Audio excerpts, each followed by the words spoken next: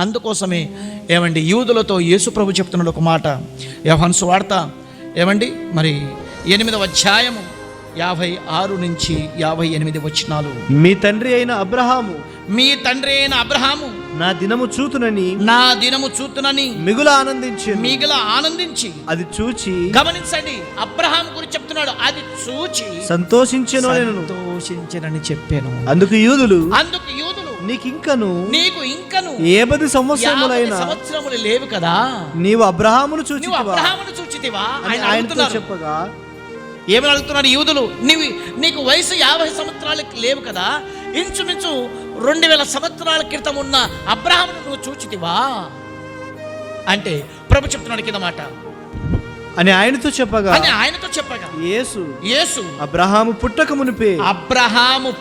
మునుపే నేను ఉన్నానని ఉన్నవాడును. దేవునికి స్తోత్రం. అబ్రహాము పుట్టక మునుపే ఆయన ఉన్నవాడు, అబ్రహాము పుట్టక మునుపే ఆయన ఉన్నవాడు అని చెబుతూ కింద మాట, నేను ఉన్నానని మీతో నిశ్చయముగా చెప్పుచున్నాను.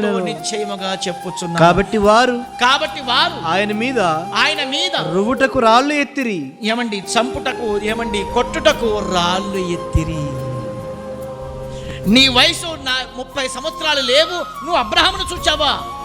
నీ వయసు 30 సంవత్సరాలు లేవు, నువ్వు అబ్రహాము కంటే ముందున్నవాడువా అని చెప్పి కొట్టడానికి రాళ్ళెత్తారు. ఇక్కడ గమనించండి, అబ్రహాముకి కనబడింది ఎవరు చెప్పండి?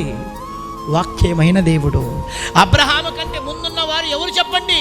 వాక్యమైన దేవుడు.